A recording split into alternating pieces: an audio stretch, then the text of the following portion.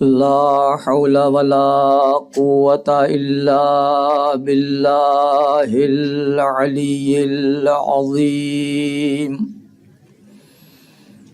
حسبنا الله ونعم الوكيل، نعم المولى ونعم النصير. أعوذ بالله من الشيطان الرجيم.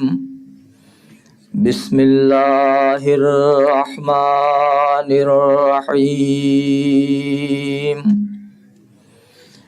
الحمد لله الذي لم يتخذ ولدا ولم يكن له شريك في الملك ولم يكن له ولي من الذل وكبره تكبيرا.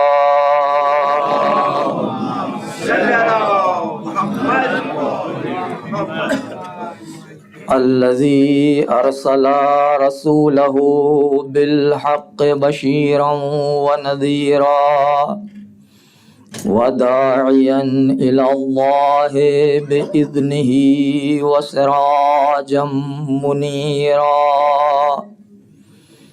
والصلاة والسلام والتحية والإكرام على النبي المؤيد الرسول المسدد المجتبى الأمجد المصطفى الأحمد مولانا أبي القاسم محمد.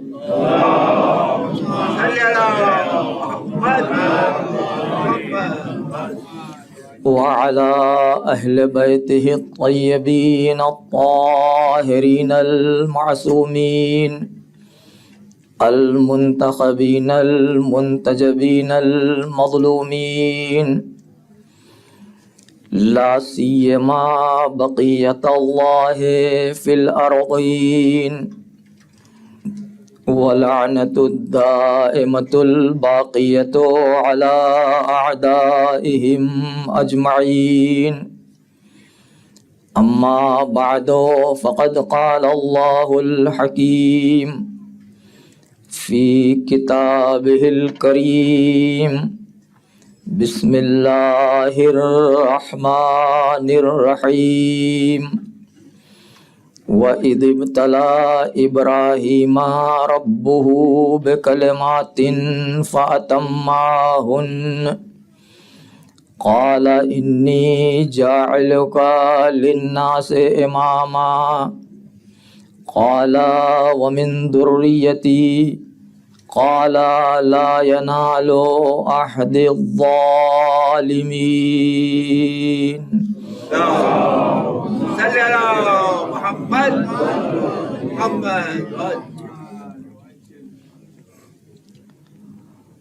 پروردگار عالم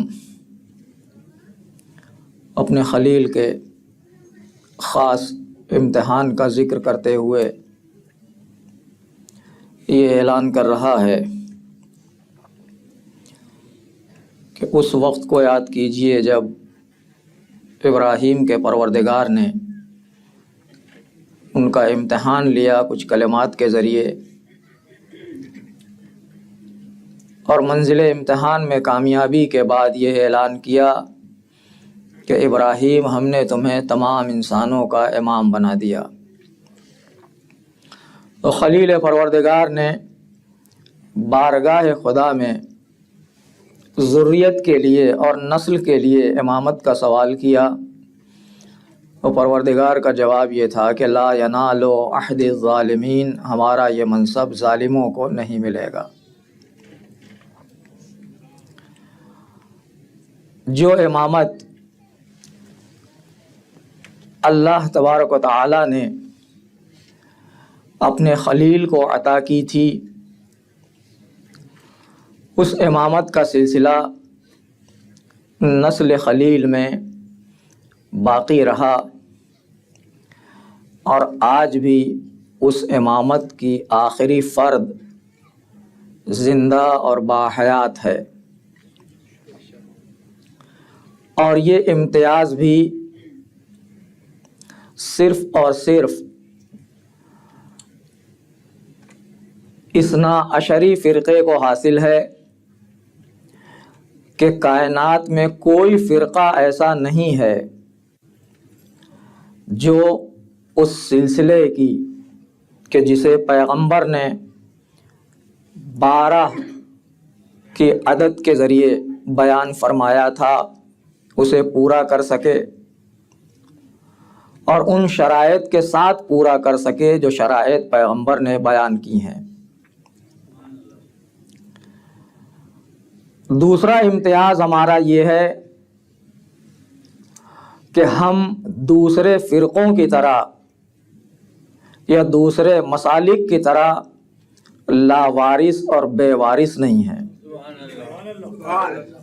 بلکہ ہمارا وارث زندہ ہے اور ہمارے اعمال پر ناظر ہے۔ یہ شب جمعہ یوں تو روایات میں ہے کہ ہفتے میں 2 دن اعمال معصوم کی بارگاہ میں پیش ہوتے ہیں، لیکن خاص کر جو روایات پائی جاتی ہیں اس میں شب جمعہ کا ذکر ہے کہ شب جمعہ امت کے اعمال معصوم امام کی بارگاہ میں پیش ہوتے ہیں، اور امام امت کے اعمال کو دیکھنے کے بعد کبھی رنجیدہ ہوتے ہیں اور کبھی خوش ہوتے ہیں۔ جب امت کے نیک اعمال امام کے سامنے آتے ہیں تو امام کو سرور، فرحت اور خوشی محسوس ہوتی ہے، اور امام اللہ کی بارگاہ میں ان کے لیے دعا کرتے ہیں۔ اور جب امت کے گنہگاروں کے اعمال امام کی خدمت میں پیش ہوتے ہیں تو امام کو رنج ہوتا ہے، دکھ ہوتا ہے، اور امام مغفرت کے لیے اور ان کی صحیح راستے کی طرف ہدایت کے لیے بارگاہ پروردگار میں دعا کرتے ہیں۔ بالکل ویسے ہی جیسے ماں باپ اپنی اولاد کے لیے اگر انہیں اولاد کی طرف سے اچھی خبر دی جائے تو ان کی ترقی اور ان کے مزید کمال تک پہنچنے کی دعائیں دیتے ہیں، اور اگر ان کے سامنے اولاد کی برائی یا اولاد کی بدعمالی کا ذکر ہو یا ان کے سامنے بیان ہو یا ان کے سامنے آئے تو وہ اولاد کی اصلاح اور بارگاہ پروردگار میں گڑ گڑا کے دعا کرتے ہیں کہ ہمارے بچے کو پروردگار صحیح راستے کی طرف لگا دے اور برائیوں سے، گناہوں سے اسے بچا لے، اسے محفوظ رکھے۔ ویسے ہی امام بھی ماں باپ سے زیادہ مہربان ہے اپنی امت کے لیے اور اپنے معمومین کے لیے۔ چونکہ یہ شب جمعہ ایک اعتبار سے امام سے بھی منسوب ہے، البتہ کئی مناسبتیں شب جمعہ میں پائی جاتی ہیں۔ ایک مناسبت یہ ہے کہ یہ شب جمعہ امام کے ظہور کی شب ہے، کیونکہ روایات میں جو لفظ آیا ہے یا جو بیان کیا گیا ہے کہ روز جمعہ امام کا ظہور ہوگا، لہذا یہ شب امام کے ظہور کی شب ہے۔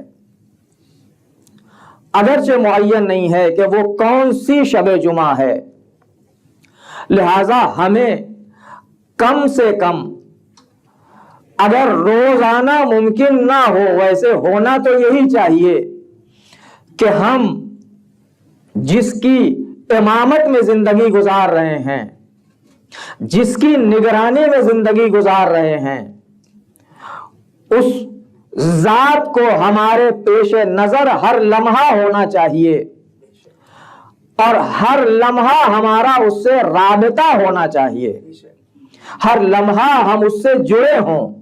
لیکن اگر ہر لمحہ اور ہر دن ممکن نہ ہو تو کم سے کم ہفتے میں ایک شب اور ایک شب و روز، یعنی شب جمعہ اور روز جمعہ امام سے ہم اپنی عقیدت کا، اپنے رابطے کا اور اپنے پیوند کا اظہار کر سکیں کہ مولا ہم آپ سے غافل نہیں ہیں۔ امام نے جو پیغام اپنے شیعوں کے نام پہنچایا تھا توقیع کے ذریعے، شیخ مفید علیہ الرحمہ کے ذریعے، اس پیغام میں امام نے یہ سلام کے ساتھ ساتھ اور دوسرے مطالب کے ساتھ ساتھ یہ پیغام بھیجا تھا کہ ہمارے شیعوں کو، ہمارے چاہنے والوں کو یہ پیغام پہنچا دینا کہ ہم تمہاری یاد اور تمہارے ذکر سے غافل نہیں ہیں۔ جب ہمارا آقا اور مولا ہماری یاد اور ہمارے ذکر سے غافل نہیں ہے تو ہمارے لیے بندہ ہو کے، غلام ہو کے ان کے ذکر سے غافل ہو جانا اور غفلت برتنا یہ کسی طرح نہ شرعن، نہ عقلاً اور نہ ہی انسانیت کے ناطے کسی بھی طرح سے مناسب نہیں ہے۔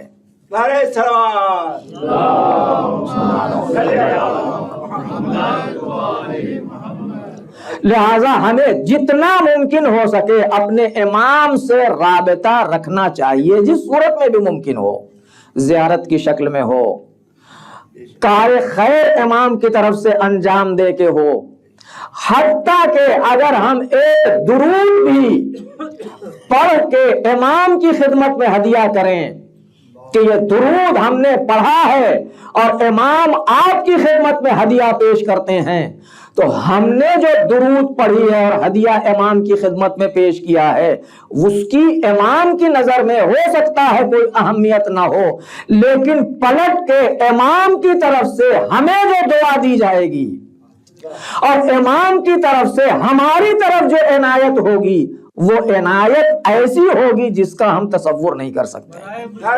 خوشنودی امام زمانہ، بلند تر صلوات، اللہم صلی علی محمد و آل محمد۔ لہذا ہمیں کوشش یہ کرنا چاہیے کہ اپنے امام سے زیادہ سے زیادہ اپنا رابطہ مضبوط اور مستحکم سے مستحکم تر بنا سکیں۔ بہت ساری دعائیں ہیں، زیارات ہیں جو ذکر کی گئی ہیں، یہ سب اپنی جگہ پر، کیونکہ ہو سکتا ہے کہ زیارتوں کو ہم صرف پڑھ لیں، دعاؤں کو اپنی زبان پر جاری کر لیں، لیکن جو دل سے امام اور ماموم کا رابطہ ہونا چاہیے، جو باپ اور بیٹے کا رابطہ ہونا چاہیے، وہ رابطہ حاصل کرنے کے لیے یہ ضروری ہے کہ ہم کبھی اپنی زندگی میں، اپنے روز و شب میں چاہے 1 منٹ صحیح اپنے دل کو اپنے امام کی طرف متوجہ کر کے انہیں یاد کریں، ان سے باتیں کریں، ان سے گفتگو کریں، تاکہ اس گفتگو کے نتیجے میں، اس قلبی توجہ کے نتیجے میں امام کی طرف ہم متوجہ ہو سکیں اور امام کو اپنی طرف متوجہ کر سکیں۔ اس لیے کہ یہ وہ رابطہ ہے جو دونوں طرف سے جتنا مضبوط ہوگا اتنا ہی یہ رابطہ مستحکم ہوتا جائے گا۔ امام اپنے چاہنے والوں کی طرف سے کبھی غافل نہیں ہیں اور انہی کی عنایت اور نظر کرم کا نتیجہ ہے کہ جو آج ہمارا وجود باقی ہے، ورنہ ہمیں مٹانے کے لیے جتنی کوششیں ہو سکتی تھیں وہ دنیا کر کے تھک چکی اور طرح طرح سے مٹانے کی کوشش کی گئی، ختم کرنے کی کوشش کی گئی، لیکن یہ پروردگار کا احسان اور امام کی نظر کرم ہے جس نے ہمیں باقی رکھا ہے اس آندھیوں میں بھی، ورنہ خزانوں کے منہ کھول دیے گئے تھے، مفتیوں کی زبان اور قلم کو آزاد کر دیا گیا تھا۔ آج بھی صورتحال یہی ہے کہ ہم جب مجلسوں میں آتے ہیں، جلوس میں جاتے ہیں، امام کے نام پر امام سے اظہار محبت کے لیے حاضر ہوتے ہیں، تو طرح طرح سے کوشش کر لی دشمن نے، کیا نہیں کیا؟ اعضا قتل کیے، گردن اڑا دی گئی، بلاسٹ کیا گیا، ایک نہیں کئی ہزار لوگوں کو ایک ساتھ شہید کیا گیا، لیکن اس کے باوجود بھی آپ یہ بتائیں، آپ میں اکثریت کا تعلق جس ملک سے ہے وہاں کیا کوشش نہیں کی گئی؟ جلوس ہائے عزا میں گن کے ذریعے، بم کے ذریعے جیسے بھی ان سے بن سکا ہر طرح سے کوشش کر لی، لیکن کیا ہمارے جذبہ حسینیت میں کمی آ گئی؟ آپ نے کسی ماں کو یہ سنا کہ اس نے اپنے بیٹے کو روکا ہو کہ بیٹا جلوس میں نہ جانا کیونکہ ہو سکتا ہے وہاں بلاسٹ ہو جائے اور تمہاری جان چلی جائے؟ بلکہ مائیں خوش ہو کے بھیجتی ہیں، اور بیٹے نہیں جانا چاہتے تب بھی انہیں مائیں زور زبردستی کر کے اپنی طرف سے بھیجتی ہیں، ان پر فورس کر کے فشار ڈال کے بھیجنا چاہتی ہیں، جبکہ خطرے کا امکان پایا جاتا ہے، خطرہ ابھی ٹلا نہیں ہے، دشمن ابھی ختم نہیں ہو گئے ہیں، لیکن اس کے بعد بھی یہ جذبہ، یہ حوصلہ پایا جانا اس بات کی دلیل ہے کہ ہمارے دلوں پر کنٹرول کہیں اور سے ہو رہا ہے، جو ہمارے اندر کسی طرح کی کمزوری نہیں آنے دے رہا ہے۔ لہذا اگر ہم مجلسوں میں آ رہے ہیں، ہم جلوس ہائے عزا میں شریک ہو رہے ہیں، تو یہ امام کی خاص عنایت ہے ہمارے اوپر، امام کی خاص توجہ ہے ہمارے اوپر۔ عزیزو، اس امام کا وجود برکت ہے ہمارے لیے، جیسے حضور مومنین کے درمیان برکت ہے، ویسے ہی امام کی غیبت بھی مومنین کے لیے، اگرچہ ہم محروم ہیں، ہماری نگاہیں امام کے دیدار سے محروم ہیں، لیکن امام کے وجود کی جو برکات ہوتی ہیں اس سے ہم محروم نہیں ہیں، وہ برکتیں ہمارے شامل حال ہیں۔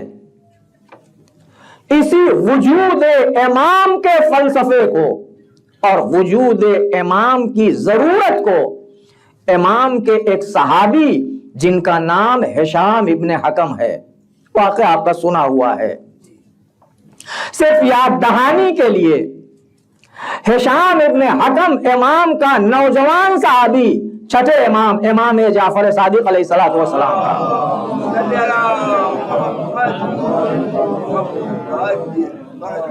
امام نے اپنے شاگردوں کی جو تربیت کی ہے مختلف علوم میں، ہشام ابن حکم کو کلام اور علم مناظرہ کے لیے امام نے تیار کیا اور آمادہ کیا ہے۔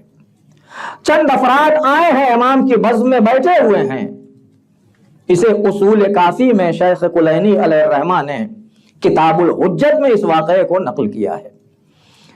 امام کی بزم میں چند اصحاب اور بیٹھے ہوئے ہیں، ہشام وارد ہوئے۔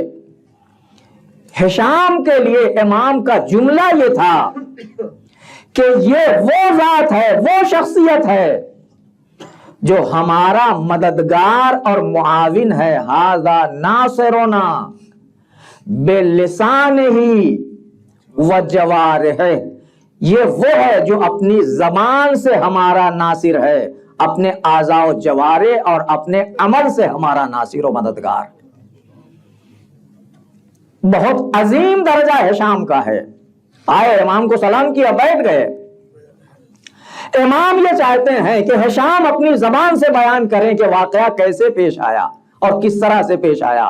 امام نے فرمایا ہشام بیان کرو، وہ امام جانتے ہیں سب، لیکن ہشام کی زبان سے سننا چاہتے ہیں۔ ہشام بیان کرو، وہ تم نے جو مناظرہ کیا ہے بصرے میں جا کے عمرو ابن عبید سے، معتزلہ کا جو رئیس اور بڑا عالم اس دور کا ہے، اس سے ہم تمہاری زبان سے وہ مناظرہ سننا چاہتے ہیں۔ ہشام ابن حکم نے کہا مولا یہ کیسے ہو سکتا ہے کہ میں آپ کے سامنے لب کشائی کروں، ادب و احترام اجازت نہیں دیتا۔ امام نے فرمایا اگر میں تمہیں کسی بات کا حکم دوں تو حکم امام سمجھ کے اسے انجام دو۔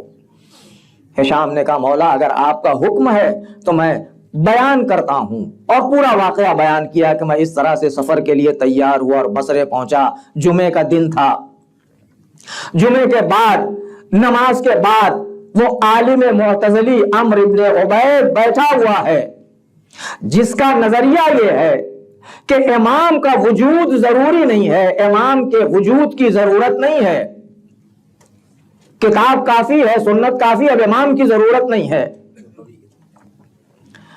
یہ گئے اس بزم میں، دیکھا چاروں طرف مجمع لگا ہوا ہے، ہمت کر کے مجمع کو چیرتے ہوئے آگے بڑھے، قریب پہنچے اس عالم کے، اجازت طلب کی، مکمل رعایت کے ساتھ، پورے آداب و احترام کے ساتھ اس عالم سے اجازت طلب کی۔ میں نے یہ بیان کر رہے ہیں شام، میں نے اس سے اجازت طلب کی کہ کیا اجازت ہے، مجھے بھی کچھ سوال کرنا ہے۔ وہ عالم جو اپنے علم کے غرور میں ڈوبا ہوا ہے، اس نے کہا پوچھو کیا پوچھنا چاہتے ہو۔ ہشام نے کچھ مختصر سے سوالات کیے، بالکل معمولی سوالات۔ ہشام نے کہا میرا پہلا سوال یہ ہے، الکا عینن، کیا تمہارے پاس آنکھ ہے؟ اس نے کہا یا بنیا ما ھذا السؤال، اے جوان یہ کیسا سوال ہے؟ جو چیز تو دیکھ رہا ہے کہ میرے چہرے پہ موجود ہے اس کے بارے میں تو کیوں سوال کر رہا ہے؟ ہشام نے کہا میرا سوال تو یہی ہے، اگر آپ کے پاس جواب ہے تو جواب دیجئے۔ اس عالم نے کہا کہ ہاں میرے پاس آنکھ ہے۔ کہ ان آنکھوں سے کیا کرتے ہیں آپ؟ کہ ان آنکھوں سے ارل الوان والاشخاص، رنگ دیکھتا ہوں، لوگوں کو دیکھتا ہوں، چیزوں کو دیکھتا ہوں۔ پھر دوسرا سوال ہشام نے، کیا تمہارے پاس ناک بھی ہے؟ کہا ہاں ناک بھی ہے۔ کہ اس سے کیا کرتے ہو؟ اشم الرائحہ، بو محسوس کرتا ہوں، اچھی بو، خراب بو، تشخیص دیتا ہوں کون سی چیز صحیح ہے، کون سی چیز اچھی ہے، کس میں بو پائی جاتی ہے، کس میں بدبو پائی جاتی ہے۔ پھر ہشام نے پوچھا کیا تمہارے پاس منہ بھی ہے؟ کہا ہاں۔ کہا اس سے کیا کرتے ہو؟ کہا کھاتا ہوں، پروردگار نے جو غذا دی ہے، جو نعمتیں پیدا کی ہیں ان کو استعمال کرتا ہوں۔ کہا تمہارے پاس کان بھی ہے؟ کہا ہاں کان بھی ہے۔ کہا اس سے کیا کرتے ہو؟ کہا اس سے سنتا ہوں، اچھی بری آوازیں سنتا ہوں، صدا کو تشخیص دیتا ہوں۔ اس کے بعد ہشام نے کہا کہ کیا تمہارے پاس دل بھی ہے؟ اس نے کہا ہاں دل بھی ہے۔ کہا اس سے کیا کرتے ہو؟ کہا دل کا کام یہ ہے کہ جو چیزیں کان سے آ رہی ہیں، جو چیزیں زبان اور منہ سے آ رہی ہیں اندر، جو چیزیں ناک سے اندر جا رہی ہیں، جو چیزیں آنکھ کے ذریعے اندر جا رہی ہیں، جب ان میں شک و شبہ پیدا ہو جائے، غلط اور صحیح کی تشخیص ناممکن ہو جائے، تو دل کی طرف رجوع کرتا ہوں، اور دل جو فیصلہ کرتا ہے اس کے مطابق یقین حاصل کر کے عمل کرتا ہوں۔ ہشام نے کہا کہ کیا آنکھ کے ہوتے ہوئے، کان کے ہوتے ہوئے، منہ کے ہوتے ہوئے، ناک کے ہوتے ہوئے دل کی ضرورت تھی؟ اس کی تو ضرورت نہیں ہونا چاہیے، اس لیے کہ جب کان موجود ہے، ناک موجود ہے، آنکھ موجود ہے تو پھر دل کی کیا ضرورت ہے؟ اس نے کہا نہیں، دل سے بے نیاز نہیں ہو سکتے۔ کہا کیوں؟ کہا اس لیے کہ جب ان ظاہری حواس سے خمسہ، 5 حواس اور 5 وہ چیزیں جن چیزوں کے ذریعے محسوسات انسان کے قلب و شعور میں وارد ہوتی ہیں، جب وہ شک و شبہ میں مبتلا ہو جائیں، انہیں حق و باطل کی تمیز نہ ہو سکے، وہ حیران و سرگردانی کا شکار ہو جائیں، تو دل ہے جو فیصلہ کرتا ہے کہ صحیح کیا ہے اور غلط کیا ہے، اور ان اعضاء کو حیرت و حیرانی سے نکال کے صحیح اور غلط کی تشخیص دے کے صحیح راستے پر لگاتا ہے۔ ہشام نے کہا یہ کیسے ممکن ہے کہ جس پروردگار نے تمہارے اس چھوٹے سے وجود کو آنکھیں ہوتے ہوئے، زبان ہوتے ہوئے، ناک ہوتے ہوئے، کان ہوتے ہوئے، بغیر قلب جیسے کنٹرول کرنے والے امام اور ہادی کے بغیر نہیں چھوڑا ہے، وہ اتنی بڑی قافلہ انسانیت کو جہاں ہر لمحہ گمراہی ہے، ہر لمحہ حیرت و سرگردانی ہے، ہر لمحہ شکوک و شبہات ہیں. کیا یہ ممکن ہے پروردگار اپنے بندوں کو کسی ایسے امام کے بغیر چھوڑ دے جو حق اور صحیح کی طرف ان کی رہنمائی کر سکے, باطل کیا ہے حق کیا ہے ان کو تشخیص دے کے بتا سکے؟ کیا ممکن ہے پروردگار جو اتنے چھوٹے جسم کو بغیر امام اور قلب کے نہیں چھوڑتا, اور اس کائنات انسانیت کو بغیر امام کے کیسے چھوڑ سکتا ہے؟ درود پڑھیں محمد و آل محمد پر.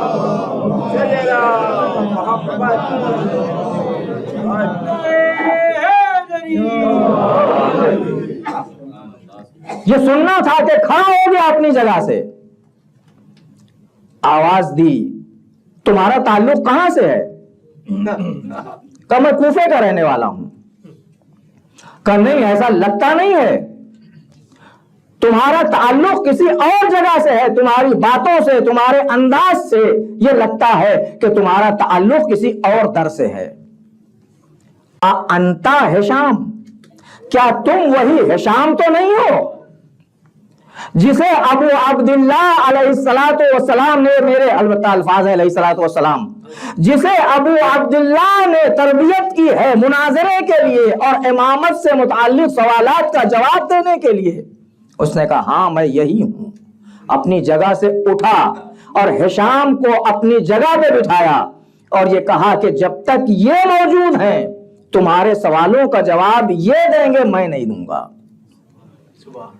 یہ سن کے جب یہ پورا مناظرہ ہشام نے امام کی بزم میں بیان کیا تو امام نے آواز دی, ہشام یہ مناظرہ تم نے کہاں سے سیکھا؟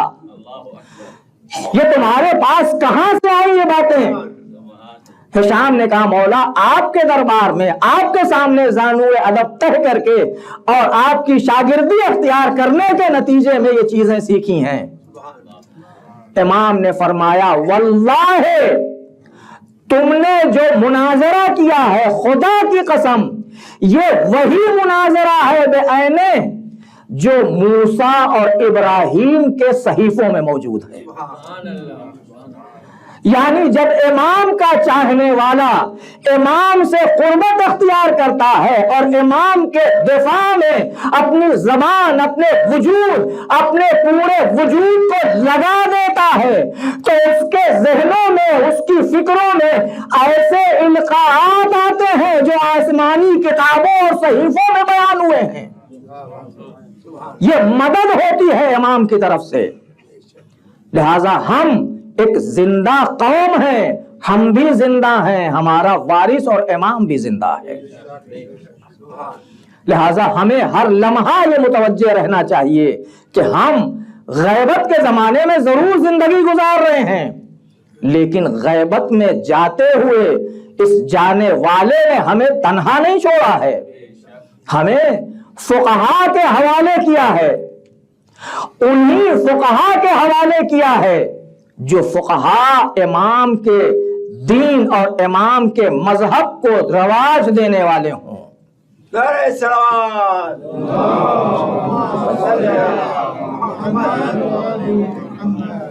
کہ جو صائنن لنفسہ اپنے نفس کو ہر چیز سے محفوظ رکھے ہوئے ہوں, حافظاً لدینہ دین پروردگار اور دین الہی کے محافظ ہوں, مخالفاً لہواہ اپنی خواہشات نفس کے تابع نہ ہوں, اس کے مخالف ہوں, مطیعاً لامر مولا وہ اپنے مولا اور آقا کے حکم کے سامنے سراپا تسلیم ہوں, مطیع ہوں, فرما بردار ہوں. ایسے فقہا کے حوالے ہمیں کیا ہے. لہذا امام خود بھی ناظر ہیں اور ظاہری رابطے کے لیے نیابت عامہ کا سلسلہ بھی رکھا ہے تاکہ ہمارے ماننے والے, ہمارے چاہنے والے, ہمارا نام لینے والے ہم سے مرتبط ہوں, جسمانی طور پر بھی مرتبط ہوں اور روحانی اعتبار سے بھی مرتبط ہوں. فقہا کے ذریعے جسمانی طور پر رابطہ رکھتے ہوں. البتہ دوسرا راستہ کہ خود امام کو ہم اپنی آنکھوں سے دیکھ سکیں, وہ راستہ بند نہیں ہے بالکل, وہ راستہ بھی ہے, لیکن اس کے لیے پھر ویسے ہی پاکیزہ آنکھ چاہیے، ویسے ہی پاکیزہ وجود چاہیے۔ روایات میں فقرہ ملتا ہے کہ جب امام کا ظہور ہوگا تو بہت سارے لوگ یہ کہیں گے کہ ان کو تو ہم نے فلاں جگہ دیکھا تھا، انہوں تو ہم نے امام حسین کی زری کے قریب دیکھا تھا، انہوں تو ہم نے خانہ کعبہ کا طواف کرتے ہوئے فلاں موقع پر، حج کے موقع پر دیکھا تھا، انہیں تو ہم نے منا میں دعا پڑھتے ہوئے دیکھا تھا۔ یعنی ایسا نہیں کہ ہماری آنکھیں دیکھتی نہیں ہیں، دیکھتی ضرور ہیں، لیکن ہم پہچان نہیں پاتے، ہماری آنکھیں تشخیص نہیں دے پاتی ہیں۔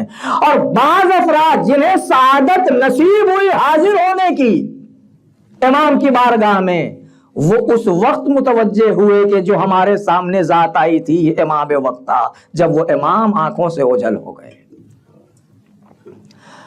لہذا وجود کو اپنے پاک کرنے اور امام سے مسلسل رابطے میں رہنے کی ضرورت ہے، تاکہ انسان امام سے ظاہری طور پر اس دنیا میں جڑا ہو کہ جب ظہور کے بعد اس یقین کے ساتھ اگر آدمی نے دنیا میں زندگی گزاری ہے کہ اللہ ہمیں امام کے ناصر اور مددگاروں میں شمار فرمائے، تو یقیناً پروردگار اسے قبر سے اٹھائے گا ظہور کے موقع پر۔ رجعت کا جو عقیدہ ہے وہ اسی لیے ہے کہ جو افراد ایسے ہیں جن کے دل میں یہ جذبہ پایا جاتا ہے اور واقعی جذبہ ہے یہ، انہیں اٹھایا جائے گا اور وہ امام کے ناصروں میں، امام کے سپاہیوں میں، امام کے فوجیوں میں شامل کیے جائیں گے۔ امام کی بارگاہ میں ہمیں دعا گو ہونا چاہیے، بارگاہ پروردگار میں دعا کرنا چاہیے کہ پروردگار ہمارا رابطہ ہمارے امام سے منقطع نہ ہونے پائے۔ ایک درود پڑھیں محمد و آل محمد۔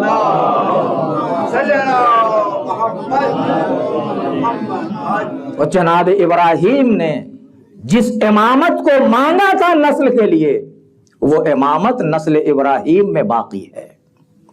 اور صرف نماز کو، صرف امامت کو نہیں مانگا، کل عرض کیا تھا آپ کی خدمت میں کہ جناب ابراہیم نے جہاں امامت کا سوال کیا ذریت کے لیے، وہیں دو چیزیں اور ہے جنہیں جناب ابراہیم نے اپنی نسل کے لیے، ذریت کے لیے مانگا ہے۔ اسی سورہ ابراہیم کی آیت نمبر 40 میں جناب ابراہیم نے اپنے لیے بھی اور اپنی ذریت کے لیے بھی ایک اور چیز مانگی ہے، ربنا وجعلنی مصلاۃ ومن ذریتی، پروردگار مجھے بھی نماز قائم کرنے والا قرار دے اور میری ذریت کو بھی نماز قائم کرنے والا قرار دے۔ یہاں بھی وہی من ذریتی کا لفظ ہے، جو لفظ وہاں امامت کے لیے کہا تھا قال ومن ذریتی، وہی لفظ یہاں بھی ہے ومن ذریتی۔ نماز اقامہ صلاۃ کو مانگا، اور جب ہم اس سلسلہ امامت کے ایک ایسے امام کے ذکر اور زیارت کے لیے کھڑے ہوتے ہیں جس نے اس طرح سے اقامہ صلاۃ کیا جس طرح کوئی نہ کر سکا آج تک، جب اس کے لیے ہم زیارت پڑھتے ہیں تو سب سے پہلے جس چیز کی گواہی دیتے ہیں وہ یہی گواہی ہوتی ہے، اشہد انک قد اقمت الصلاۃ، اے حسین ابن علی ہم گواہی دیتے ہیں کہ آپ نے نماز کو قائم کیا۔ لہذا دوسری چیز جو جناب ابراہیم نے اپنی نسل کے لیے، اپنی ذریت کے لیے مانگی وہ نماز ہے اور اقامہ صلاۃ ہے۔ یا دوسرے الفاظ میں یوں کہا جائے کہ اصول دین میں جس طرح امامت کو جناب ابراہیم نے اپنی نسل کے لیے مانگا، فروع دین میں اسی طرح ابراہیم نے نماز کو اپنی نسل کے لیے مانگا۔ یعنی جتنی اہمیت اصول دین میں امامت کی ہے اتنی ہی اہمیت فروع دین میں نماز کی ہے، اس لیے کہ امامت اور ولایت کے بغیر کوئی عقیدہ قابل قبول نہیں، کوئی عمل قابل قبول نہیں۔ اسی طرح فروع دین میں سارے اعمال کا دار و مدار نماز کی قبولیت پر ہے، ان قبلت قبل ما سواہا وان ردت رد ما سواہا۔ لہذا دو چیزیں جناب ابراہیم نے امامت بھی مانگی نسل کے لیے اور ذریت کے لیے جناب ابراہیم نے نماز کا بھی سوال کیا۔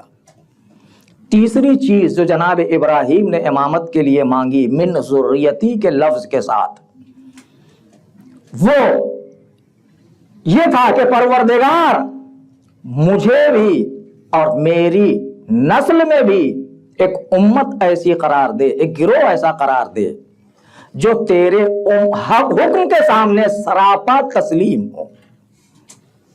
جب جناب ابراہیم اور اسماعیل خانہ کعبہ کو مکمل کر چکے، سورہ بقرہ کی آیت ہے یہ، وہاں پر جناب ابراہیم نے اللہ کی بارگاہ میں ہاتھوں کو اٹھا کے دعا کیا کہ پروردگار ہماری صحیح کو، اس کوشش کو قبول فرما کہ ہم نے تیرے گھر کو تعمیر کیا ہے۔ وہیں یہ دعا بھی ہے اسی کے بعد کی آیت میں کہ ربنا وجعلنا مسلمین لک، پروردگار مجھے بھی میرے بیٹے اسماعیل کو بھی تیرے سامنے مکمل سراپا تسلیم ہونے والا قرار دے، کہ ہم تیرے سامنے، تیرے احکام کے سامنے، تیرے وجود کے سامنے، تیرے احکام کے سامنے سراپا تسلیم ہوں۔ وَمِن ذُرِّيَّتِي أُمَّةً مُسْلِمَةً لَكَ، اور میری ذریت میں ایک امت، ایک گروہ ایسا قرار دے جو تیرے سامنے سراپا تسلیم ہو، جس کا پورا وجود تیرے احکام کے سامنے تسلیم ہو۔ یہ سراپا تسلیم بھی مانگا جناب ابراہیم نے اپنی نسل کے لیے، پوری نسل کے نہیں، من ذریتی، میری ذریت میں سے ایک امت اور ایک گروہ ایسا قرار دے۔ اور پروردگار نے یہ دعائیں جناب ابراہیم کی یقیناً قبول کی کہ نسل میں جناب ابراہیم کی امامت بھی باقی رکھی، نسل ابراہیم کو نماز گزار بھی بنایا، نماز کو بچانے والا بھی بنایا، نماز کو قائم کرنے والا بھی بنایا، اور ایسا سراپا تسلیم قرار دیا ایک امت کو نسل ابراہیم میں کہ جن کی تسلیم اور اطاعت کی مثال نہ آدم سے لے کے صبح قیامت تک انسانوں میں ممکن ہے، نہ جنوں میں ممکن ہے، نہ ملائکہ میں ممکن ہے، کسی مخلوق میں ایسا سراپا تسلیم ہونا ممکن نہیں ہے کہ جہاں ارادہ بھی ارادہ الہی کا تابع ہے، مشیت بھی مشیت الہی کے تابع ہے، جہاں پورا وجود پروردگار کے لیے ہے، جس کے لیے حکم ہوا کہ قل ان صلاتی و نسکی و محیایا و مماتی للہ رب العالمین، کہیے کہ میری نماز، میری عبادتیں، میرے اعمال خیر، حتیٰ میرا مرنا، میرا جینا سب پروردگار کے لیے ہے۔ اور ایسا وجود، ایسا سراپا تسلیم کہ دنیا میں آتے ہی سب سے پہلے اپنے معبود کو سجدہ کیا اور سر پیشانی پروردگار پہ پیشانی سجدے پروردگار میں رکھی دنیا میں آتے ہی۔ اس نسل امامت نے ہر امام کے لیے یہی ملتا ہے کہ جیسے ہی دنیا میں آئے سر خاک پہ رکھا اور اللہ کی تسبیح و تہلیل شروع کی، اور جب اس دنیا سے جانے لگے تو وہاں بھی عالم یہی ہے، چاہے امیر المومنین کی زندگی ہو، چاہے امام حسین کی زندگی ہو، کہ آخری سجدے میں نماز کے عالم میں سر پہ ضربت لگی ہے، یعنی حیات بھی پروردگار کے لیے اور موت بھی پروردگار کے لیے۔ امام حسین کا سر ہی قلم ہوا اس عالم میں جب آپ حالت سجدہ میں ہیں، لہذا پورا وجود سراپا تسلیم ہے، حیات بھی اور موت بھی۔ یہ جناب ابراہیم کا یہ چیزیں مانگنا اپنی نسل کے لیے، یہ ہمیں بھی متوجہ کر رہا ہے کہ ہمیں اپنی نسل کی تربیت کیسے کرنی چاہیے۔ کل کچھ باتیں عرض کی تھیں آپ کی خدمت میں، کچھ باتیں آج سن لیجئے کہ پروردگار کی ان امانت کی جو نسل ہماری آغوش میں پل رہی ہے وہ امانت پروردگار ہے، امام کی امانت ہے جسے ہم پروان چڑھا رہے ہیں۔ یہ وجود جو ہماری گود میں ہماری ماں اور بہنوں کی آغوش میں پل رہا ہے، یہ وجود امام کی امانت ہے، یہ امام کا سپاہی ہے، ہمیں امام کا سپاہی تربیت کرنا ہے، امام کا فوجی تربیت کرنا ہے، اور یہ بہت عظیم ذمہ داری ہے ہماری ماؤں اور بہنوں کے کاندھے پر۔ تربیت ایک ایسا شرف ہے جو پروردگار نے ان ماؤں کو عطا کیا ہے۔ بے پناہ ثواب روایات میں بیان کیے گئے ہیں، ایک ایک موقع کے لیے، ایک ایک لمحے کے لیے ثواب کا ذکر ہے۔ وقت نہیں ہے کہ ان ساری روایات کو آپ کے سامنے پیش کیا جائے۔ ایک جملے میں اگر سمیٹ کے کہا جائے تو پروردگار نے 1,24,000 انبیاء، 12 امام، شہزادی کائنات، ان سب کو اس دنیا میں بھیجا انسانوں کی تربیت کے لیے۔ یعنی جو کام اللہ نے انبیاء کے حوالے کیا تھا، جو کام انبیاء کے فرائض منصبی میں شامل تھا، وہ کام پروردگار نے ایک خاتون کے حوالے بھی کیا ہے کہ تربیت کا فریضہ اسے انجام دینا ہے۔ یہ کوئی معمولی مقام نہیں ہے۔ جو مقام تربیت انبیاء کا تھا، وہ مقام تربیت پروردگار نے ایک ماں کو عطا کیا ہے، ماں کو دیا ہے۔ اور یہی وجہ ہے کہ ماں کے لیے پروردگار نے وہ رتبہ، وہ درجہ بھی رکھا ہے۔ یہاں تک بعض فقہا اس بات کے بھی قائل ہیں، شہید ثانی علیہ الرحمہ نے صریحی طور پر لکھا ہے کہ اگر مستحبی نماز پڑھ رہے ہو اور ماں آواز دے تو نماز توڑ کے اس کی آواز پر لبیک کہو۔ یہ ماں کا درجہ ہے کہ پروردگار اپنی نماز سے آزاد کر دیتا ہے بندے کو اس ماں کی آواز پر لبیک کہنے کے لیے جس پر اس کی تربیت کی ذمہ داری رکھی ہے۔ یہ ماں کا درجہ ہے۔ یہ ماں کو جو رتبہ پروردگار نے دیا ہے، اسی تربیت کے نتیجے میں عزیزو، تربیت بہت مشکل کام ہے، بہت سخت کام ہے۔ آج ہم جس طرح اپنی اولاد اور بچوں کے لیے تربیت کا اہتمام کرتے ہیں اور ہر طرح سے کوشش یہ ہوتی ہے کہ انہیں کسی طرح کی کوئی کمی نہ ہو، ہم اپنی محبتیں نثار کرتے ہیں اپنی اولاد کے لیے، ضروری ہے وہ۔ ہم اولاد کی آسائش کے لیے ہر سامان فراہم کرتے ہیں۔ باپ پھٹے ہوئے جوتے پہنتا ہے لیکن اولاد کے لیے یہ نہیں چاہتا کہ وہ دوسروں کے سامنے رسوا ہو، لہذا وہ اس کے لیے بہتر سے بہتر اہتمام کرتا ہے۔ یہ ساری چیزیں ہم بچوں کے لیے یقیناً فراہم کرتے ہیں، لیکن یہ کافی نہیں ہے، اس لیے کہ اولاد سے محبت یہ حیوانوں میں بھی پائی جاتی ہے۔ اولاد کے لیے غذا کا فراہم کرنا، مادی اسباب کا فراہم کرنا، یہ حیوانوں میں بھی پایا جاتا ہے۔ اور ہو سکتا ہے وہ محبت ہم سے زیادہ ظاہر کرتے ہوں اولاد کے لیے، ہو سکتا ہے وہ مادی چیزیں اپنی اولاد کے لیے ہم سے بہتر فراہم کرتے ہوں۔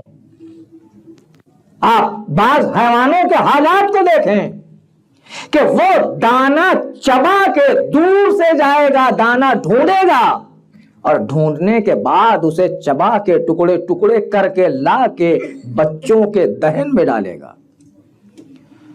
تو یہ کام حیوان بھی کر رہے ہیں، لہذا یہ کافی نہیں ہے کہ ہم اپنی اولاد کے لیے بہترین کھانے کا انتظام کر دیں، بہترین لباس کا انتظام کر دیں، بہترین محبتیں ان کے لیے نثار کر دیں۔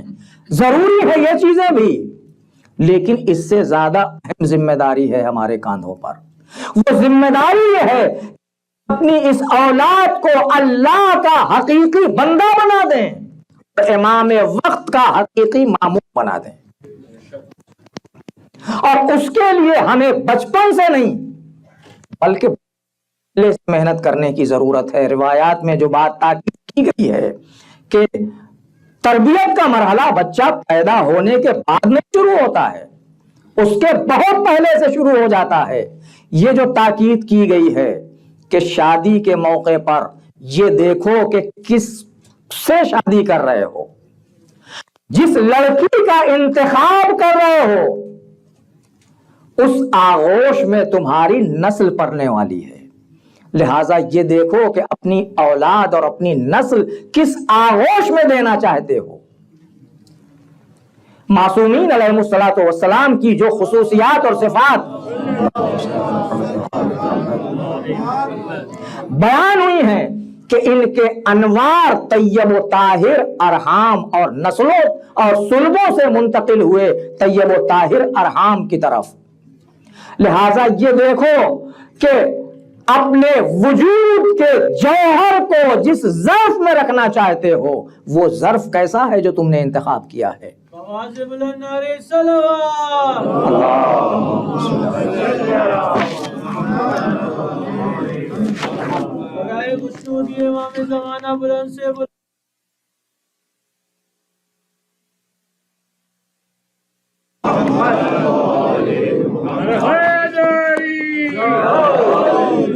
لہذا تربیت کا سلسلہ وہاں سے شروع ہوتا ہے. آپ معصومین کے ہاں دیکھیں, ان کی زندگی میں دیکھیں اہتمام. جب جنگ جمل میں محمد حنفیہ بہادر ترین بیٹے امیر المومنین کے, شجاعت کی مثال لی جاتی تھی محمد حنفیہ کی. امیر المومنین نے جنگ جمل میں یہ کہا تھا, نہج البلاغہ میں بھی موجود ہے, کہ اپنے قدم میدان میں اس طرح سے جما لو کہ تزول الجبال ولا تزل, کہ پہاڑ اپنی جگہ چھوڑ دیں لیکن تمہارے قدم اپنی جگہ نہ چھوڑیں.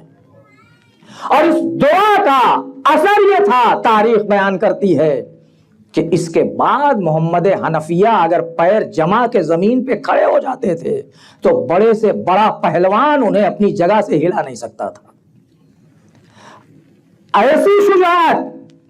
اور جنگ جمل میں جب تیروں کی بارش ہوئی ہے اور شدت سے تیر آنے لگے اور محمد حنفیہ کے بڑھتے ہوئے قدم رکے اور واپس آئے, اور امام کی بارگاہ میں جب جنگ کر کے واپس آئے اور بیان کیا کہ جب برستے ہوئے تیر میں میری ہمت نہیں ہوئی آگے بڑھنے کی, تو امام نے جو جملہ کہا تھا وہ توجہ کے لائق ہے. قد ادرکک عرق من امک, یہ تیروں کے سامنے بڑھنے کی ہمت نہ ہونا یہ تمہاری ماں کے دودھ کا اثر تھا. یعنی اتنا امیر المومنین کے بیٹے ہیں, ورنہ شجاعت میں کوئی کمی نہیں ہے, لیکن ماں کے دودھ کا اتنا اثر ہے. اور شاید یہی وجہ تھی کہ امیر المومنین نے کربلا کے لیے یہ چاہا کہ ایسا بیٹا فراہم ہو, ایسی اولاد وجود میں آئے اور ایسی خاتون کا انتخاب کیا جائے کہ جو شجاعت کے اعتبار سے عرب کے قبیلوں میں بہادر ترین قبیلہ ہو. لہذا یہ اہتمام جو معصومین نے کیا کہ ابتدا کہاں سے ہو رہی ہے اس کو دیکھنے کی ضرورت ہے کہ ہم جس کا انتخاب کر کے لا رہے ہیں اسے اپنی نسل کے لیے, اپنی آئندہ آنے والی ذریت کے لیے لا رہے ہیں. لہٰذا وہاں بے انتہا اہتمام کی ضرورت ہے اور بہت چھان بین کی ضرورت ہے. تاکید بھی وہاں نہ حسن کے لیے ہے, نہ مال کے لیے ہے, نہ ڈگری کے لیے ہے, تاکید صرف اور صرف دینداری کے لیے ہے کہ دین دیکھو جسے اپنی زوجہ کے طور پر اپنی نسل کی پرورش کے لیے جسے لا رہے ہو اپنے گھر میں, اس کے دین کو دیکھو. اگر حسن بھی ہو تو بہت اچھا ہے, اگر دوسرے خصوصیات بھی ہوں تو بہت اچھا ہے. یہاں تک منع کیا گیا کہ اگر تم یہ دیکھتے ہو کہ بہت خوبصورت ہے اور بہت ہی حسین و جمیل لڑکی ہے جس سے تم شادی کرنا چاہتے ہو, لیکن اگر اس کا بیک گراؤنڈ خراب ہے, اگر اس کا خاندانی سلسلہ غلط رہا ہے, تو ایسی لڑکی کو اس پھول کے درخت اور پودے سے تعبیر کی گئی کہ خضراء الدمن کہا گیا, کہ ایسی عورت کہ جس کا بیک گراؤنڈ اور خاندانی سلسلہ خراب رہا ہو یا برا رہا ہو, برائیوں میں ڈوبا رہا ہو, لیکن وہ انتہائی خوبصورت ہو, منع کیا گیا اس سے شادی کرنے کے لیے. ایاک و خضراء الدمن. جب سوال کیا گیا کہ خضراء دمن سے کیا مراد ہے, تو معصوم نے کنایے اور اشارے اور استعارے میں بیان فرمایا کہ وہ سبزہ اور وہ پھول جو گندگی کے مقام پر اگتا ہے, جہاں کوڑے اور کرکٹ ڈالا جاتا ہے, وہاں سے اگنے والا پودا. لہذا ہو سکتا ہے ظاہری خوبصورتی اس میں پائی جاتی ہو, لیکن اس کے باطن میں جو عیوب پائے جاتے ہیں اس کی طرف تم متوجہ نہیں ہو۔ لہذا پہلے ہی مرحلے میں جس دن انتخاب کرنا چاہتے ہو اپنی نسل کے لیے ماں کا، اس لیے کہ عورت صرف اور صرف تسکین خواہشات کا ذریعہ نہیں ہے، بلکہ ایک نسل کو پروان چڑھانے اور اس کی تربیت کرنے کی ذمہ دار خاتون کا نام ہے۔ لہذا وہاں سے اہتمام کیا جائے، اور اس کے بعد پھر معصومین نے جو ایک ایک لمحے کے لیے حتیٰ کہ وہ مقامات اور وہ جگہیں کہ جن کا بیان کرنا شاید مناسب نہ ہو، وہاں کے لیے دعائیں، اعمال، نماز، یہ ساری چیزیں بیان کی گئیں کہ جب اپنی زوجہ کے قریب جانا چاہتے ہو باوضو ہو، 2 رکعت نماز پڑھو، اللہ سے دعا کرو کہ پروردگار ہمیں صالح نسل عطا فرما۔ یہ سارے اہتمام اور یہ ساری جو خصوصیات معصومین کی طرف سے بیان کی گئی ہے تعلیمات، یہ اسی لیے ہیں کہ وجود میں آنے والا بچہ جب وجود میں آئے تو ہر طرح سے پاک و پاکیزہ ہو، کسی طرح اس پر شیطان کا، شیطانی حربوں کا، شیطانی تعلیمات کا اثر نہ ہو سکے۔ اور اسے بچپن ہی سے پیدا ہونے کے بعد سے امام حسین سے جوڑا ہے کہ جب بچہ پیدا ہو تو اس کا منہ، اور دنیا میں سب سے پہلی چیز جس کو دہن کشائی کہا جاتا ہے، دہن وا کرنا کہا جاتا ہے، جب اس کا دہن کھولو تو کسی اور چیز سے نہیں، آب فرات میں خاک شفا کو تھوڑا سا ملا کے صرف ایک جھلک آ جائے اس کی، اور اس کو اس کے ہونٹ پہ قطرہ رکھو تاکہ پہلا غذا اور پہلی چیز جو اس کے شکم کے اندر جائے وہ امام حسین کی تربت ہو اور آب فرات ہو، تاکہ یہ پوری زندگی حسینی رنگ میں رنگا رہے۔ اور صرف اتنا ہی نہیں بلکہ اس کے بعد کی جو تاکیدات ہیں وہ ساری بیان کرنے کا مرحلہ نہیں ہے، اور آخر میں بھی یہ تاکید ہے کہ یہی بچہ کل تم نے جس کے دہن میں خاک شفا اور آب فرات ڈال کے اس کا آغاز کیا تھا زندگی کا، اب جب جا رہا ہے تو اس کے کفن میں حسین کی خاک شفا رکھ کے بھیجو۔ یہ کربلا کی مہر اور یہ کربلا کی تسبیح، خاک شفا کی تسبیح اور مہر جو رکھنے کی تاکید ہے وہ اسی لیے کہ جب یہ پوری زندگی حسینی تھا، اس نے اپنی زندگی کا آغاز حسین کی خاک شفا سے کیا ہے، تو انتہا میں بھی خاک شفا اس کے ساتھ جائے۔ اور کیسا اہتمام کیا ہے معصومین نے، صرف انہی ظواہر پہ ہم کو نہیں چھوڑ دیا بلکہ آواز دی، ہم موت کے موقع پر بھی تمہارے سراہنے آئیں گے۔ جاکنی کے عالم میں جب کوئی طبیب، کوئی ڈاکٹر، کوئی حکیم کام نہیں آئے گا، ہم آئیں گے تمہاری مدد کے لیے۔ امام کا ایک چاہنے والا، امام کا ایک ناصر، محب، مسمع ابن عبد الملک بصری، چھٹے امام کی خدمت میں آیا۔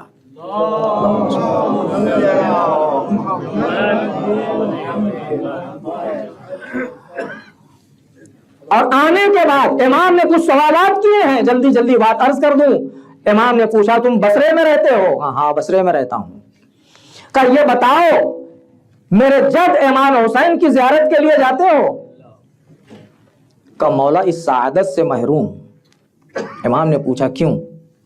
کہا میں بصرے کا جانا اور پہچانا ہوا معروف چہرہ ہوں، نواسب اور دشمن بہت ہیں، ان کی طرف سے جاسوس معین ہیں، اور میں جیسے ہی جاؤں گا زیارت کے لیے فوراً خبر پہنچ جائے گی، اور میرے لیے، میرے گھر والوں کے لیے مشکلات شروع ہو جائیں گی۔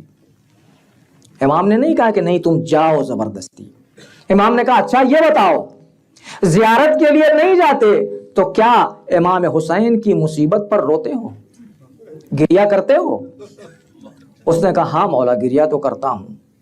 امام نے کہا کس طرح گریہ کرتے ہو؟ جزا و فضا کے ساتھ گریہ کرتے ہو، یعنی چیخ کے روتے ہو؟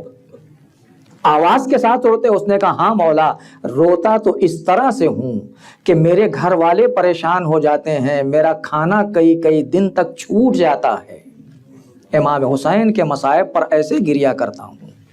امام نے ہاتھوں کو بلند کیا، دعا دی، رحم اللہ دمعتک، خدا تمہارے ان آنسوؤں پر رحمت نازل فرمائے۔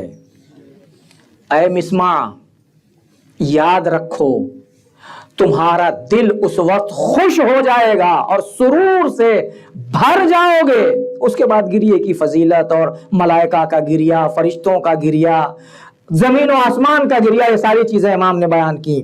آواز دی، اے مسمع، جب قبر میں موت کے موقع پر ملک الموت تمہاری قبض روح کے لیے آئے گا تو میرے آباء و اجداد تمہارے سرانے موجود ہوں گے، اور انہیں دیکھنے کے بعد تمہیں ایسی فرحت اور خوشی محسوس ہوگی جو فرحت اور خوشی اس وقت تک باقی رہے گی جب تک تم حوض کوثر پر میرے پاس وارد نہ ہو جاؤ۔ وہ سرور اس وقت تک باقی رہے گا۔ اس گریے کے نتیجے میں، امام کے اوپر اس آنسو بہانے اور امام کی محبت کے نتیجے میں، اس کے بعد امام نے عجیب جملہ فرمایا۔ امام نے فرمایا، مسمع، یبن عبد الملک، اے عبد الملک کے بیٹے، اے مسمع بصری، جب ہمارے جد آئیں گے، ہمارے اجداد آئیں گے تیرے سامنے موت کے موقع پر، تو وہ ملک الموت سے تیری سفارش کریں گے کہ یہ میرا چاہنے والا ہے، یہ میرا ہے، اس کی قبض روح آرام سے کرنا۔ اور اس کے بعد وہ ملک الموت ایک شفیق اور مہربان ماں سے زیادہ تمہارے لیے مہربان ہو جائے گا۔ لہذا معصومین نے ہمیں کسی لمحے کے لیے تنہا نہیں چھوڑا ہے۔ جی چاہتا ہاتھ جوڑ کے عرض کروں، مولا یہ ہماری نالائقی ہے کہ ہم آپ کو بہت کم یاد کر پاتے ہیں، آپ ہماری یاد سے غافل نہیں ہیں، ہر لمحہ آپ کی نظر ہے ہمارے اعمال پر، ہمارے اوپر، ہماری حفاظت کے لیے دعا کرتے ہیں آپ، ہماری ہدایت کے لیے دعا کرتے ہیں آپ۔ امام باپ کی منزل ہوتا ہے، لہذا وہ ہر لمحہ یہ چاہتا ہے کہ ہماری اولاد سعادت کی منزلیں طے کرے۔ عزیزو، کربلا میں آج کی تاریخ اور آج کی یہ مصیبت جو جناب قاسم ابن حسن کی طرف منسوب ہے، امام حسن کا بچپن میں شہادت ہو گئی امام حسن کی، اس وقت جناب قاسم کی عمر مبارک 3 یا 4 برس کی ہے۔ امام حسین نے جناب قاسم کو اکبر کی طرح پالا ہے، اپنے بیٹے کی طرح تربیت کی ہے، اور ایسی تربیت کی کہ جب راہ خدا میں قربانی دینے کی باری آئی اور امام نے قاسم سے یہ سوال کیا، کیف الموت عندک، قاسم راہ خدا میں شہید ہو جانے اور اس موت کو کیسا پاتے ہو؟ آواز دی، احلا من العسل، چچا جان، اللہ کی راہ میں قربان ہو جانا، آپ کے قدموں پہ شہادت کا درجہ پا لینا، یہ موت میری نظر میں شہد سے زیادہ شیریں ہے۔ بچپنا بھی ٹپک رہا ہے، معرفت بھی دکھائی دے رہی ہے، اور حسین کی تربیت کا اثر بھی دکھ رہا ہے۔ جب امام نے شہداء کے درمیان یہ بیان کیا شب عاشور کہ کل سب کو آزمانے کے بعد اور خطبے کے بعد کہ کل ہم سب شہید ہوں گے، آؤ تمہیں جنت میں تمہارے مقامات دکھا دیتے ہیں۔ جناب قاسم جو پیچھے بیٹھے ہوئے ہیں اٹھ کے چچا کے پاس آ گئے۔ شاید امام حسن کے اس یتیم نے خیال کیا ہو کہ میں اس سعادت سے محروم رہ جاؤں گا، آ کے چچا کی بارگاہ میں سوال کیا، چچا جان کیا میں بھی کل شہید ہوں گا؟ تو امام نے یہ سوال کیا کہ موت تمہاری نظر میں کیسی ہے؟ اور جب یتیم حسن کا جواب سنا تو امام نے قاسم کو گلے سے لگا لیا، آواز دی، بیٹا کل تم بھی شہید ہوگے اور تمہارا چھوٹا بھائی علی اصغر بھی شہید ہوگا۔ علی اصغر کی شہادت کا سننا تھا کہ غیرت ہاشمی بیدار ہوئی، آواز دی، چچا کیا اشتیا خیمے میں آ جائیں گے؟ یعنی ہاشمی خون کو، غیرت کو یہ گوارا نہیں تھا کہ دشمن خیموں میں آ جائیں۔ امام نے آواز دی، نہیں، میں علی اصغر کو لے کے جاؤں گا۔ صبح عاشور آ گئی، قربانی کا سلسلہ شروع ہو گیا، یکے بعد دیگرے قربانیاں شروع ہو گئیں۔ تاریخ کہتی ہے، مقاتل لکھتے ہیں کہ جناب قاسم بار بار آتے ہیں اجازت کے لیے، مگر امام حسین کوئی نہ کوئی بہانہ کر کے واپس کر دیتے ہیں۔ تم میرے بھائی کی نشانی ہو، اپنی ماں کا سہارا ہو، جاؤ قاسم، میں تمہیں کیسے اجازت دوں؟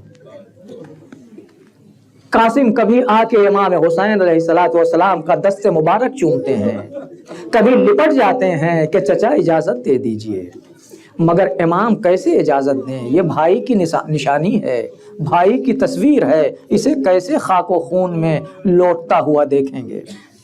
جناب قاسم اپنے خیمے میں جا کے بیٹھ گئے، سر کو جھکا لیا، کسی خیال میں ڈوبے ہوئے تھے کہ خیال آیا میرے بازوؤں پہ ایک تعویذ بندھی ہوئی ہے۔ وہ تعویذ کھول کے دیکھا تو باپ کا خط تھا امام حسین کے نام۔ خوش ہو گئے جناب قاسم، وہ خط لے کے امام کی خدمت میں آئے۔ امام کو بھائی سے کتنا پیار ہے، بھائی کی تحریر دیکھی، آنکھوں سے سرازیر آنسو جاری ہو گئے، موسلا دھار آنسو زمین کی طرف گر رہے ہیں، ایک ایک لفظ پڑھتے جا رہے ہیں، روتے جا رہے ہیں۔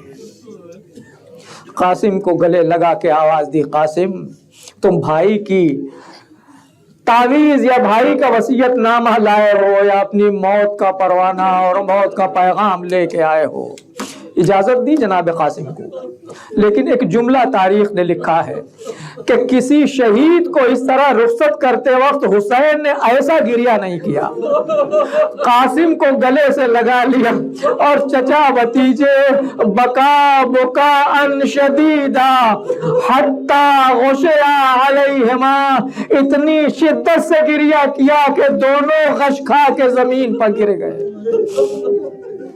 جب ہوش آیا قاسم کو اٹھایا، لے کے خیمے میں آئے، ایک صندوق منگوایا فضہ سے، میرے بھیا حسن کے تبرکات کا صندوق لے کے آؤ۔ قاسم کے سر پہ امام حسن کا امامہ رکھا، حسن کی تلوار حمائل کی، حسن کی عبا اور قبا پہنائی، گھوڑے پہ قاسم کو سوار کیا۔ یہ بچہ اتنا کمسن ہے کہ تاریخ لکھتی ابھی بلوغ تک بھی نہیں پہنچا تھا۔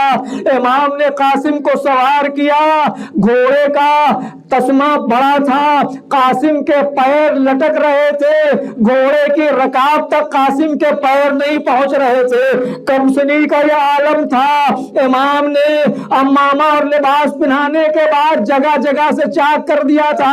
جب کسی نے پوچھا کہ یہ کیا کر رہے ہیں، کہا یہ یتیموں کی نشانی ہے، تاکہ ظالم یہ دیکھ کے سمجھ جائے کہ کوئی یتیم میدان میں آ رہا ہے، شاید کسی کو حسن کے یتیم پر رحم آ جائے۔ لیکن ظالموں میں کوئی صاحب دل نہ تھا، ظالموں نے حسن کے یتیم کو چاروں طرف سے گھیر لیا، سر پہ کسی نے تلوار سے وار کیا۔ قاسم زمین کربلا کی طرف چلے، آواز دیا اماں ہو ادرکنی، اے چچا مدد کو آئیے۔ تاریخ نے عجیب جملہ لکھا ہے کہ حسین اتنی تیزی سے چلے کالصقر، جیسے باز اپنے شکار کی طرف چلتا ہے۔ حسین کی نگاہوں نے دیکھا قاسم کا قاتل چاہتا ہے کہ قاسم کا سر تن سے جدا کر دے، تیزی سے آگے بڑھے، اس پر حملہ کیا۔ اس نے عمر سعد کے فوجیوں کو بچانے کے لیے آواز دی، اے عمر سعد کے فوجیوں مجھے بچاؤ، میں حسین کے حملے کی زد میں آ گیا۔ بس یہی وہ لمحہ تھا کہ ادھر کے گھوڑے ادھر، ادھر کے گھوڑے ادھر، بیچ میں قاسم کی لاش زندگی میں پامال ہو گئی۔ قاسم ہر ٹاپ پر آواز دیتے کہ چچا مدد کو آئیے. جب دھول بیٹھی قاسم کا سر اٹھایا, آغوش میں رکھا, مرثیہ پڑھنا شروع کیا. یا بنیا عزیز علی امک, اے بیٹا تیرے چچا کے لیے بڑا سخت ہے کہ تو مدد کے لیے پکارے مگر تیرا چچا تیری مدد کو نہ آ سکے, یا پہنچے مدد کو تو ایسے وقت میں جب تیری کوئی مدد نہ کر سکے. پروردگار تیرے قاتلوں کو اپنی رحمت سے دور کرے. جزاکم ربکم. قاسم کا لاشا اٹھانا چاہتے ہیں مگر لاشا سنبھلتا نہیں حسین سے. تاریخ نے مقاتل نے لکھا ہے کہ حسین نے قاسم کا سینہ اپنے سینے سے ملایا اور جھک کے لے کے چلے, لیکن لاش پامالی کی وجہ سے بکھر چکی تھی. وہ قاسم جو خود سے گھوڑے پہ سوار نہیں ہو سکتے تھے, سینہ سینہ حسین سے لگا ہوا ہے. وَرِجْلَاهُ يَخُطَّانِ تَخُطَّانِ عَلَى الْأَرْضِ, اور پیر زمین پر گھسل رہے تھے. قاسم کا لاشا لے کے آئے, خیمے میں رکھ دیا. ماں آ گئی, ماتم بپا ہوا.